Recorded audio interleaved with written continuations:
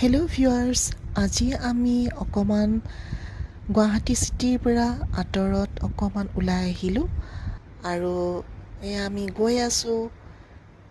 চিটিৰ পৰা বেছি দূৰত নহয় বাৰু, হাইৱেৰ ফালে গ'লোঁ। ভাবিলোঁ অকণমান বাহিৰতে খাওঁ বুলি, আৰু আমি গৈ পালোঁগৈ। এই ধাবাখন হৈছে নিৰোজ ধাবা, হাইৱেৰ কাষত আছে। বেলতলাৰ ফালৰ পৰা গ'লে লেফ্ট ছাইডে পৰিব, দ্বিতীয় অফিচটো পাৰ হৈ। ইয়াতে পাৰ্কিঙৰো সুবিধা আছে।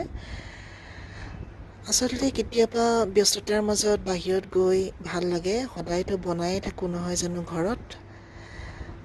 আজি আপোনালোকক তাকে শ্বেয়াৰ কৰিছোঁ। আমি সোমালোঁ ধাবাখনৰ ভিতৰত। ধুনীয়া পৰিৱেশ, আৰু বহিয়ে সকলোৰে হাতত মোবাইল, আৰু চবেই ভিডিঅ' কৰে। গতিকে আমিও ভিডিঅ' কৰিলোঁ, কাৰণ এইবিলাক আজিকালি স্মৃতিবোৰ সাঁচি ৰখাৰ এটা মাধ্যম হয়। আৰু কাৰ কেতিয়া কি হয় কোনেও নাজানো। গতিকে সময় থাকোঁতেই জীৱনটো উপভোগ কৰিব লাগে, আৰু ভৱিষ্যতৰ কথাও চিন্তা কৰি বৰ্তমান সময়খিনি ভালদৰে উপভোগ কৰিব লাগে, নহয় জানো। আৰু ভৱিষ্যত কৈ থাকি বৰ্তমান সময়খিনি যদি আপুনি এনজয় নকৰে, তেনেহ'লে কাইলৈ কি হ'ব কোনেও ক'ব নোৱাৰোঁ।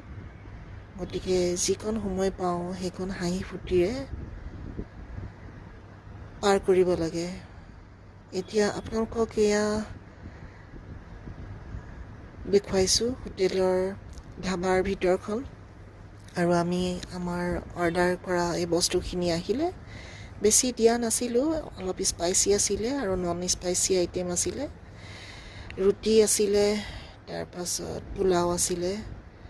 গোটেইখিনি খাব নোৱাৰিলোঁ বাৰু, পেকিঙে কৰি লৈ আহিলোঁ। আৰু ছোৱালীজনীয়ে ফ্ৰেঞ্চ ফ্ৰাই খাইছে। তাইৰ কাৰণে এটাই বস্তু, আৰু ৰেষ্টুৰেণ্টত গ'লে ফ্ৰেঞ্চ ফ্ৰাই বা ৰুটি। তাই ৰুটি খোৱা নাই, আৰু ফ্ৰেঞ্চ ফ্ৰাই তাই খাই আছে। আৰু খুব নাচিছে বাগিছে, চিঞৰ কৰিছে। কাষতে এটা অকণমানি ল'ৰা আছিলে, তাক চাই চাই নাচিছে, আৰু তাইও ফূৰ্তি কৰে। আৰু ৰেষ্টুৰেণ্টখনৰ ভিতৰখন, ধাবাৰ ভিতৰখন ধুনীয়া, আৰু চিলিংখন বহুত ধুনীয়া। মই ফটো দেখাইছোঁ আপোনালোকক, ভিডিঅ' কৰিও দেখাইছোঁ। আমাৰ ৰাতিৰ সাঁজটো হৈ গ'ল, আৰু বনোৱাৰ পৰা ৰক্ষা পৰিলোঁ। ভালো লাগে অকণমান ওলাই মেলি গ'লে।